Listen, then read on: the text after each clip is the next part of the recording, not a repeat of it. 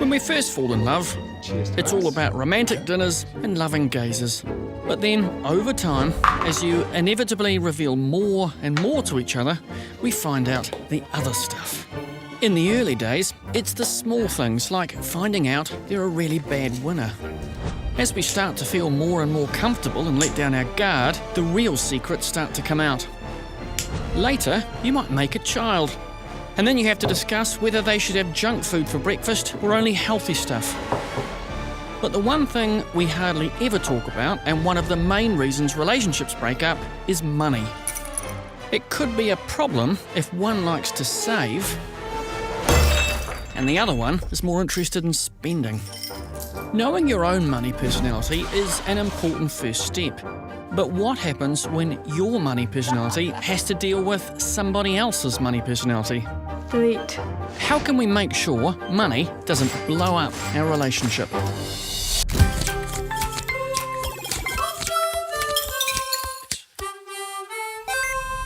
We've used scientific studies and our own research and discovered 4 key money personalities. The power spender, who reacts to money in an emotional way and gets a dopamine hit from buying stuff. For the security saver, money can make them feel safe. They're more likely to have put something away for a rainy day. The sociable sharer uses money to have a good time with people. They're the kind of person you want as your best mate. And the freedom seeker sees money as a way to independence. For them, it's all about having new experiences. But what happens when our money personalities go on a date? Do we like a tightwad or someone that loves to spend up large? Here's a question for you. Is saving sexy? You're probably thinking, no, not really. But we're going to put that to the test in a little experiment that we call Save the Date. Sophie, welcome to Save the Date. How it works, pretty simple. I'm going to show you 12 profiles of blokes. Just say whether you would save that date or delete them. Yep? Okay. So let's start with Luke. I'll probably save. Save him. I would save. He's quite attractive and he said something about saving, so that's quite attractive to me because I like to spend. What our daters didn't realise is that while they thought they were looking at normal dating profiles, we've hidden secret saving and spending behaviours in the descriptions. We want to see who's more dateable and more attractive, our secret savers or the hidden spenders like Matthew. The clues in his profile that he's into spending is the expensive hobby and all the eating out. Sorry, Matthew. He looks a bit cocky. Poor choice of profile photo. Perhaps. Probably delete. Why's Jack gone? He said something about the sneakers. It just sounded a bit different to me. The sneaker collection is a spender trait. Oliver, Delete. Delete? another spender. The beer connoisseur and I love tech and I have all the latest toys. Probably give him a miss. Tom is a saver. Save. Save. He seems really outdoorsy and fun and he wouldn't save all his money and he wouldn't spend it all as well. I think he'd be balanced. Kind of middle ground. Yeah. Delete. Why would you delete Garrett? The thing for designer clothes? Yeah. Only 2 guys are picked by all the women. Luke and Tom are both savers. Out of all the blokes the girls chose, 2/3 are savers. What do you think it is about the savers that you found more attractive? He has more plan for the future, not just like all about spending the money. I guess I don't want someone super spontaneous that will just spend their money and then maybe regret it later because they just bought something on an impulse and don't have money to spend for things that really matter. Probably because I quite like to spend, so it's attractive to me when I have somebody that can provide for me. It seems for women, saving is sexy. Is it the same now the men get to choose? First date is Ruby, a saver. I'd have to say save. She loves indoors on a quiet day, so do I. Cool, right, good. Delete. Here's a spender. I love shopping as well. A good fancy dinner is really good. I'll definitely save it. And another. Probably delete. Doesn't seem very genuine. Delete. Isabel is a saver. A real saver. That's important to you, the saver? Absolutely. Another saver? Save. Only one person is picked by everyone, Isabel, the saver. And in fact, all the boys pick more savers than spenders. What do you think it is about the savers that were more attractive to you? They had plans. Nothing short term. They're planning out their lives. That's something that's real responsible and something you should look for in a person. What makes the saver more attractive to you? She knows a lot more about saving money than I do. Overall, 3/4 of the people picked more savers than spenders. It's definite saving is sexy.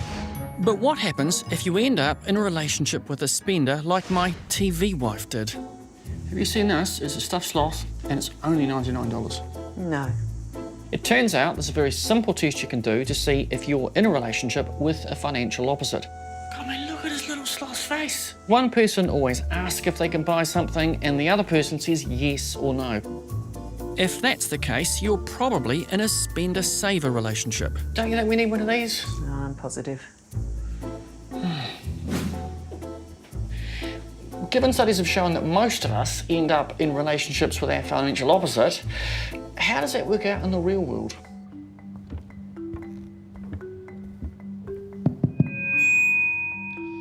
You would think, given 3/4 of us live in saver-spender relationships, that getting someone to talk about that would be easy.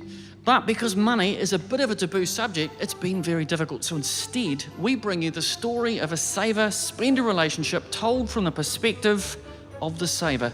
Ladies and gentlemen, I give you Toutai. She was somebody that I love, somebody that I cared for, somebody that I trusted. However, things got tense. She started spending quite a bit. We had our conflict, we had our differences. How would I know that she was gonna spend all my credit card, all of my cash flow? I tried my best to continue this relationship because I really love this woman. But things just got worse for me financially. I was in debt, $54,000. I just had to leave her. And looking back, I know what not to do the next time around. Thank you. You think that if you guys had had that money conversation at the beginning, that it would have ended differently? Yeah. It was just one of those ones where you're madly in love with someone and you kind of let them get away with a few things until you realise it's too late. In our house, we got around the inevitable spender-saver conflict by setting up separate do-whatever-you-want accounts. How it works is that each year we allocate an amount into both accounts and you're free to spend it on whatever you want. My wife spends hers on frivolous and silly things, but I spend mine on considered, essential, practical stuff. Come and look at his little sloth's face. Which is all very well, but what about if you've got two spenders? What about if everybody wants to buy stuff and there's no one to put on the brakes? What happens then? I got some free tickets to a pet expo. We came out with a $2,000 dog.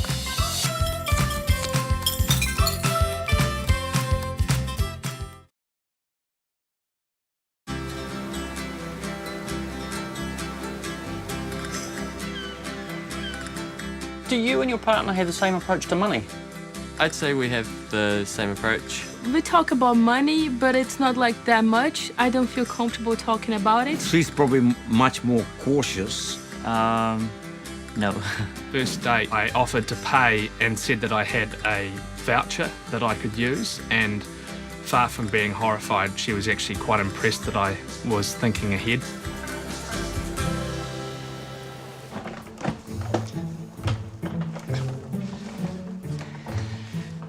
Conflict around money is a big cause of relationship problems, and the biggest problem is financial infidelity. Now, that might sound quite racy, but what it actually means is lying about money or hiding stuff, sometimes literally from your partner. One survey found that 1/3 of all couples kept secrets about their spending from each other. JC, how's it going? I think you know what time it is. Rory, Marta, how you doing? Paul and Hayley, welcome to For Richer or Poorer. Let's go. All right, so it's time for our first question of the night. Do you know exactly how much the other person earns? What did you say? Okay.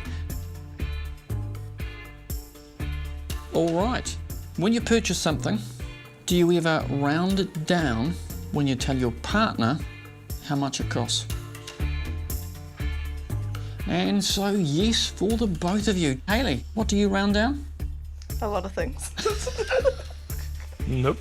Yeah, you do. Yep. Are you a... At least he's aware of it. Do you? Oh, sometimes, like, you'll buy something and it'll be priced in USD, so I'll just say the US dollar amount instead of the New Zealand dollar amount. Interesting. So, Paul, you essentially commit currency fraud by saying it's in American dollars but not specifying that, so it sounds less. Yeah. All right, and now we're stepping up a gear. Have you ever hidden a purchase from your partner?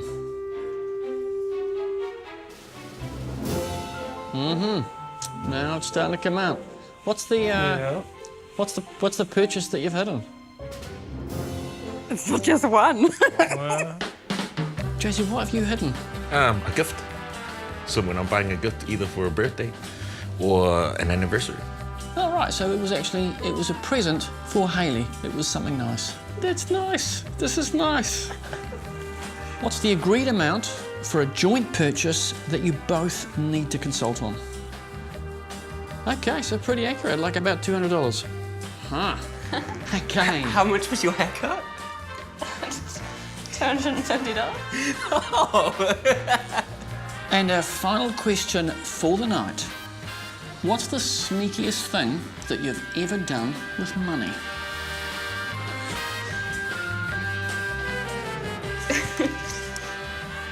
Whoa, so there is... So, Paul, you bought Bitcoin and Hayley kept donating money to a good cause. Yeah. The guide dogs. It's important to understand our money personality and talk to our partners about their money personality to see if we're financially compatible, because when it comes to the chemistry of relationships, understanding what you're mixing with what can help you to avoid stuff like this.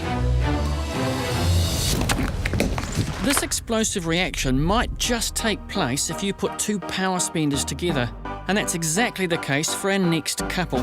They didn't want to spill their secrets on camera, so we've got actors saying the very real words of our power spender couple. I've always loved spending, which has its upsides and downsides.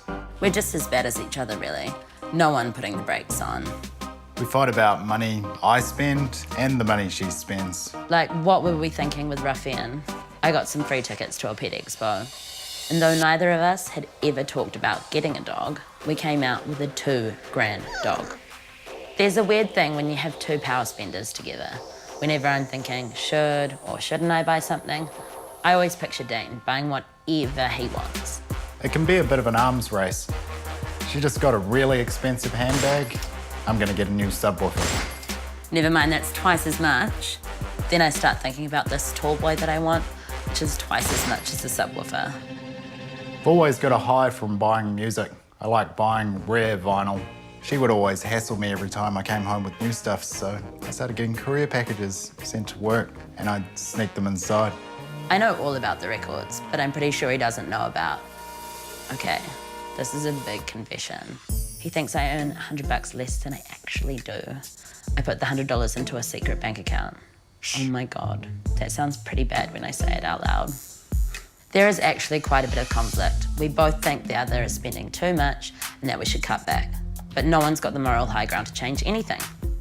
But we do have a good time. We have heaps of adventures. We've got really nice stuff, but we live paycheck to paycheck, which we shouldn't really be doing. We're both on pretty okay salaries. We just don't save. The last time we went on holiday, it was all on the credit card. We just can't seem to save anything. Somehow getting a new couch, it was on sale, seems really important at the time. I hate to think how much money we spent on stuff. Oh well, this new ring was totally worth it. After the break, what happens when two savers get together? And in your household, is everyone pulling their financial weight? I definitely look after the savings. If she touches it, I ask why.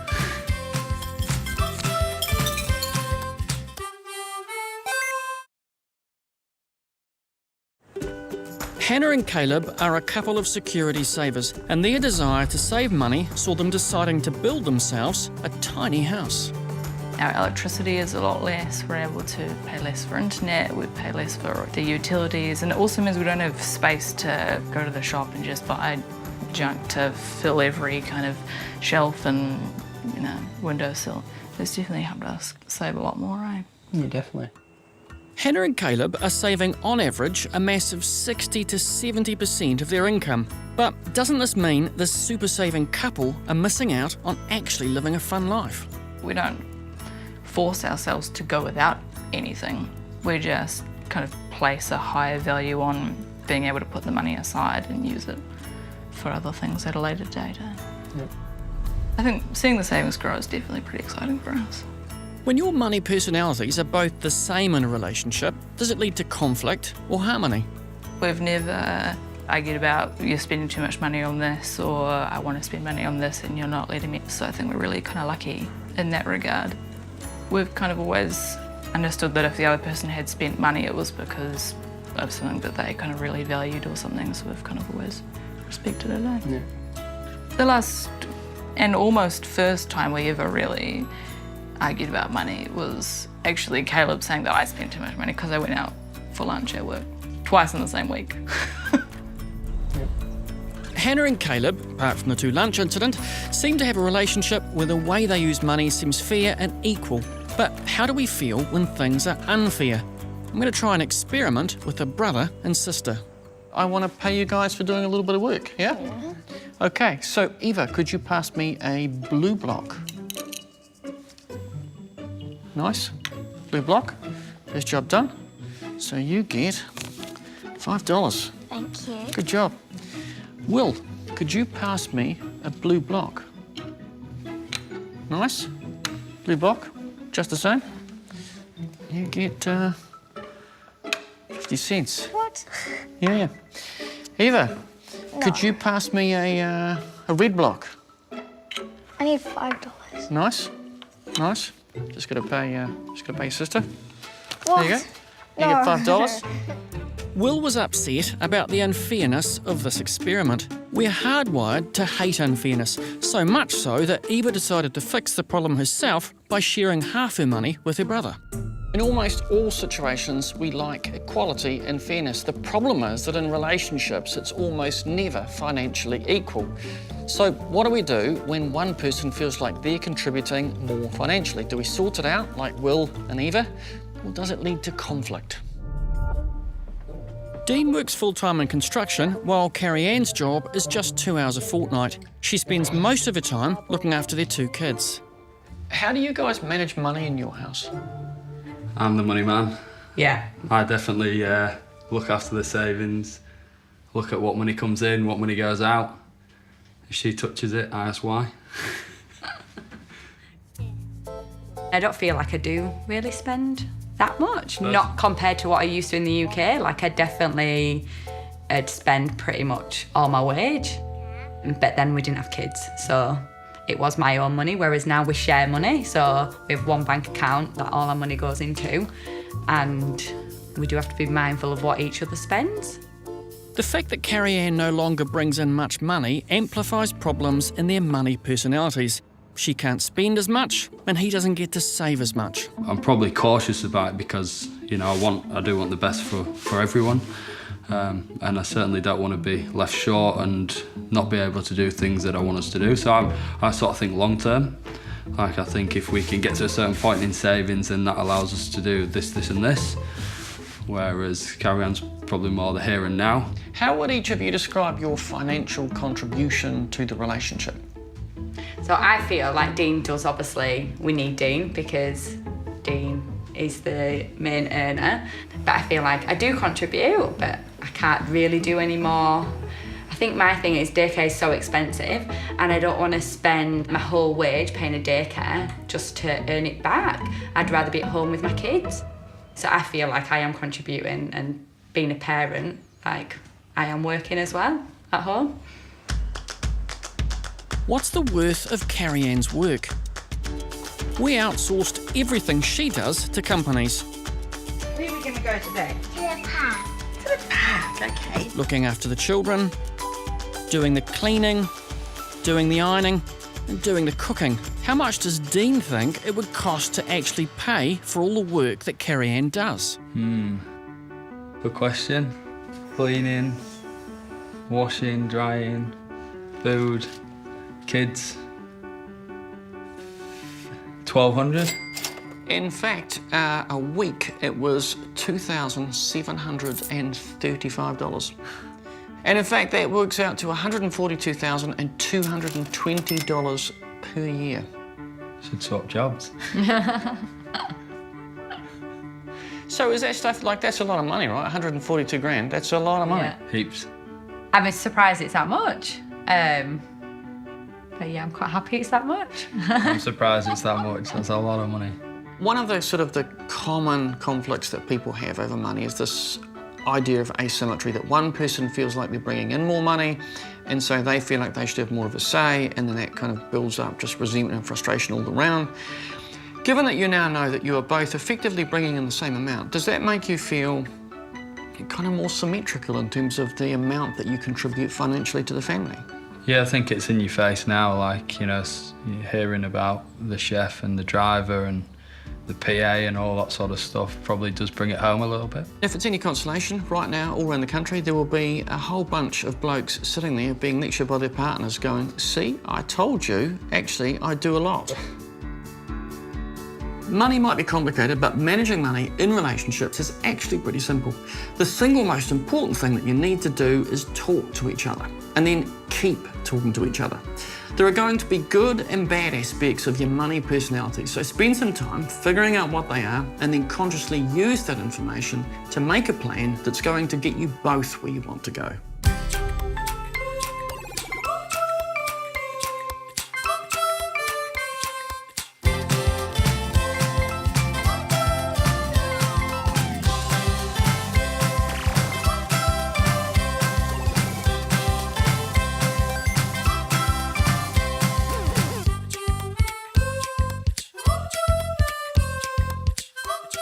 Mind Over Money was made with KiwiBank to help all Kiwis become better off.